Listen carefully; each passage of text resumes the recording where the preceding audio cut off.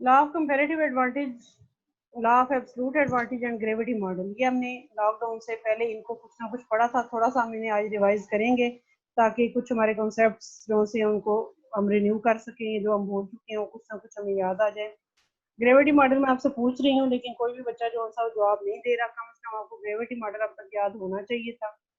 Gravity model means a trade flow between two countries is directly related to the GDP of those countries and is inversely related to the distance between two countries. It is the first model which explains the flow of goods and services between the countries. ये explain क्या करता है कि अगर दो countries की GDP ज्यादा हो या दो बड़े कंट्रीज हो, दे विल ट्रेड मोर, और अगर उनके दरमियान डिस्टेंस ज्यादा हो, इसका मतलब ये है कि उनके दरमियान ट्रेड जो सी है वो लेस होगी। Anyway, gravity model was a basic model which is based on the physics gravity model. ये हमने फर्स्ट चैप्टर में स्टडी किया था। there was nothing much complicated thing in the first chapter other than this. First chapter आप निकाल के दोबारा उसको एक दफा से रिवाइज कर लीजिएगा। सेकंड चैप्टर बेसिकली हमने जहाँ से स्टार्ट किया था कि which is about that what are the basis for trade. आप बच्चों को आप सबको स्क्रीन नजर आ रही है? Yes ma'am. ठीक है, तो उसमें बेसिस फॉर ट्रेड क्या हो सकती हैं और आपके गेन्स फ्रॉम ट्रेड के, और पैटर्न ऑफ ट्रेड दो कंट्रीज के दरमियान किस तरह से डिसाइड होता है। इसमें हमने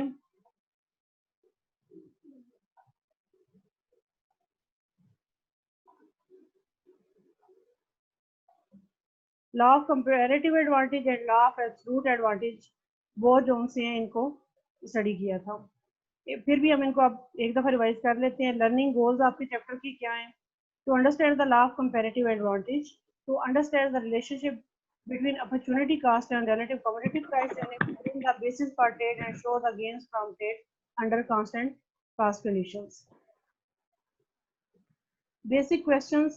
फर्स्ट ऑफ ऑल, अगर आप स्टडी करना शुरू करें इंटरनेशनल ट्रेड को, तो आपका फर्स्ट क्वेश्चन क्या होगा कि why countries trade, what are the basis for trade. कोई से दो कंट्रीज ट्रेड क्यों करेंगे, ट्रेड की बेसिस क्या होंगी। What are gains from trade and what will be the pattern of trade between two countries. Basic assumption हमारा इस चैप्टर का क्या था कि there are only two nations and there are only two goods to be traded.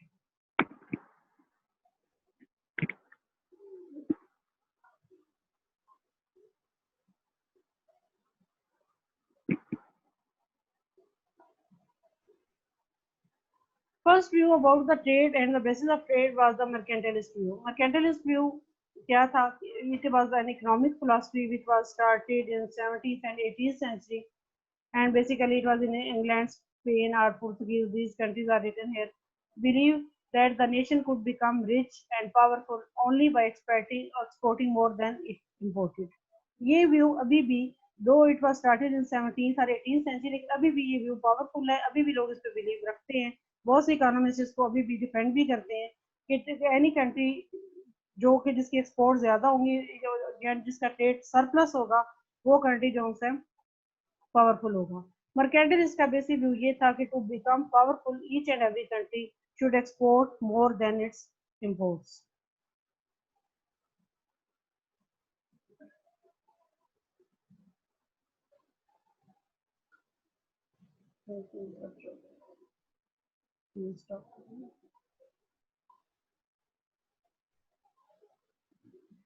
Mercantilists जो थे, they saw that export surplus brought inflow of gold and silver.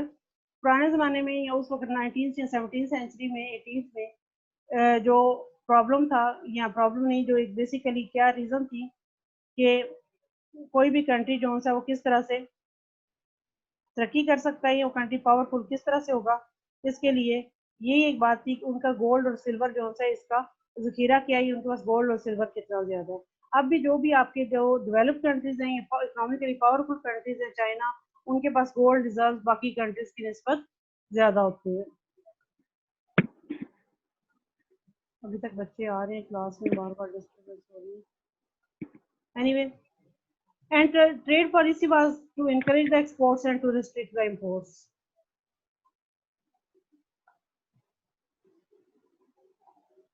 Ma'am बच्चे आ रहे हैं बट अपनी अटेंडेंस नहीं लगा रहे हैं। एंड फिर एक दफा दोबारा कह दूंगी ना, ये तो लेक्चर चला। Mercantilist view was that export surplus brought the inflow of gold and silver, so our trade policy should be to encourage exports and to restrict imports. and one nation can gain mean economic gain only at the expense of another nation. ये basic view थे और ये economic policy को guide करते थे कि एक nation जो सा उसका जो भी इकोनॉमिक पावरनेस है वो अटेन कर सकता है but at the cost of the other nation. Mercantilists measured wealth of a nation by stock of precious metal. In that time, it was thought that a nation which has more stock of gold and silver, it is most powerful nation. But today we assume that a nation is wealthy or powerful when its stock of human and man-made and natural resources. Stock of human mean not only population, it should be considered as human capital. अगर आपकी population unhealthy है, आपकी population uneducated है, आपकी population illiterate है, तो in that case ये stock of human capital आपकी इकोनॉमिक पावर को शो नहीं करता. लेकिन अगर आपकी पॉपुलेशन स्किलफुल है, आपकी पॉपुलेशन सेहतमंद है, आपकी पॉपुलेशन एजुकेटेड है, then it is your economic strength. Man made and natural resources. बच्चों काइंडली ये आपकी रिकॉर्डिंग हो रही है तो आप इसमें अपने माइक बंद कर दें अगर आप इधर उधर बातें कर रहे हैं तो.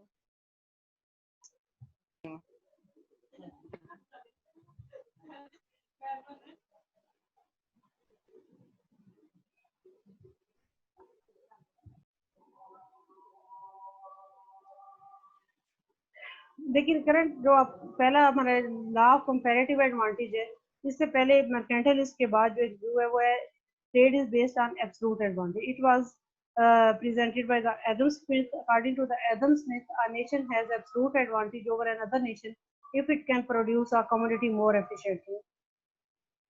When one nation has absolute advantage in the production of a commodity but an absolute disadvantage with respect to the other nation in a second commodity, both nations can gain by specializing in their absolute advantage good and exchange part of the output for the commodity of its absolute disadvantage. ये terms knowledge हम पहले पढ़ चुके हैं.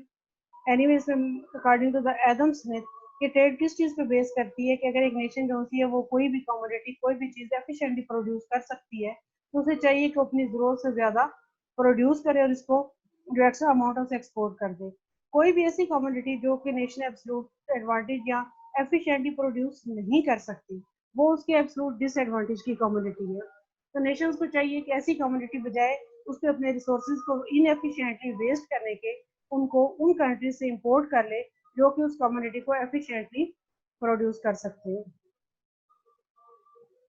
Example for example कि Canada is efficient in growing the wheat and inefficient in growing bananas, while another country Nicaragua, इसका नाम लिखा हुआ है, आपको सिंपल नेम भी ले सकते हैं, is efficient in growing bananas and inefficient in growing wheat. यहाँ पे दोनों प्रोडक्ट्स जो दी गई है एग्रीकल्चर प्रोडक्ट्स है ताकि इसको बाद में इजीली एक्सप्लेन किया जा सके क्योंकि वेदर ये इस वजह से एक कंट्री व्हीट की प्रोडक्शन में एफिशिएंट है और दूसरी कंट्री बनाना की प्रोडक्शन में एफिशिएंट है. Mutually beneficial trade can take place between these two countries. It will be based on their absolute advantage in production of these commodities. Both countries will specialize in the production of the commodity of their comparative absolute advantage. Adam Smith and other classical economists advocate a policies of laissez-faire. Laissez-faire terminology से आप अच्छी तरह से वाकिफ हैं. Mean कि minimum government interference. Government interference नहीं होना चाहिए. इस सिचुएशन में अल्टीमेटली इकोनॉमी खुद ब खुद फ्री ट्रेड होगी और इसका नतीजा ये निकलेगा कि economy will use its resources to produce the good which is produced most efficiently and it will exchange this good with for the other good with other country.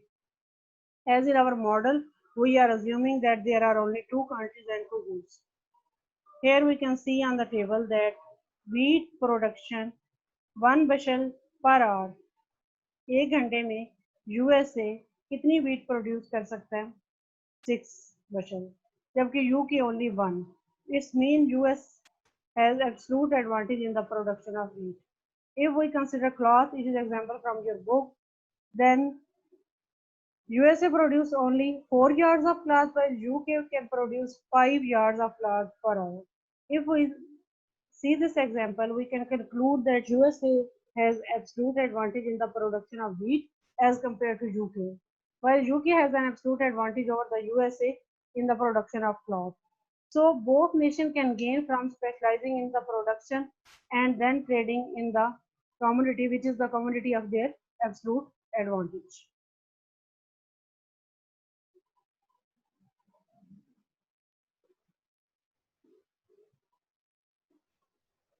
In this situation यहाँ पे आपका वो graph जो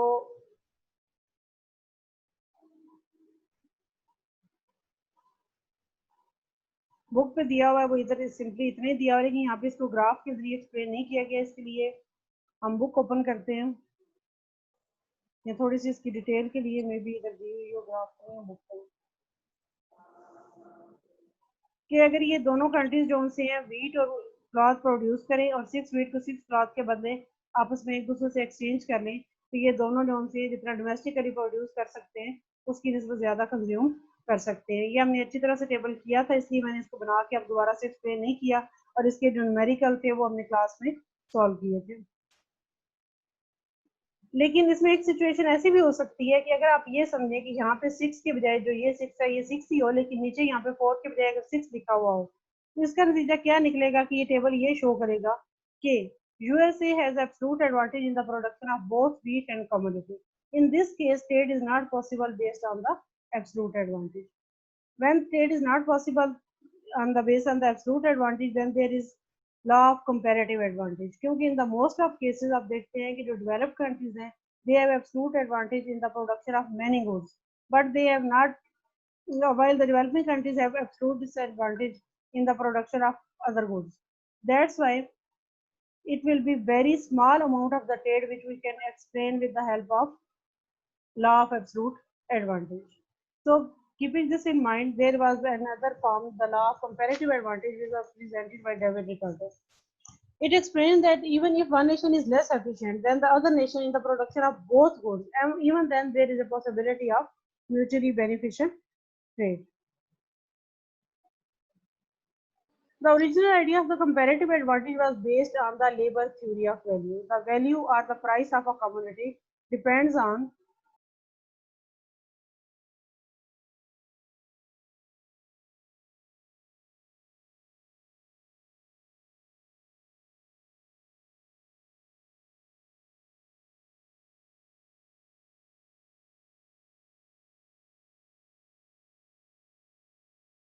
in the production of that commodity. And लेकिन basically labour theory of value पे ये एक question है जो कि अब इसको इतना नहीं कंसिडर किया जाता, कि जाहिर है कि किसी भी गुड जो सी है उसकी प्रोडक्शन में बहुत सी other factors of production use होते हैं। Labour is not the only factor of production which we use for producing goods and the services. Then the law of comparative advantage is now explained with the help of opportunity cost. Opportunity cost of a good is the amount of the second good that must be given up to produce an additional unit of first good. आप इन्हें x और y भी कह सकते हैं। Students, please be careful, otherwise I have to report you in your class. Remove this, whoever done this on my presentation. Trade based on comparative advantage, we can explain it again with the help of the example. Wheat, USA is producing 6 bushels per hour while UK is only 1 bushel per hour. Cloth, USA is producing 4 yard per hour while the UK is producing 2 yard per hour. In this case, if we consider the absolute advantage, USA has absolute advantage in production of both commodities, and UK has absolute disadvantage in the production of both commodities. लेकिन ये absolute disadvantage की बात है।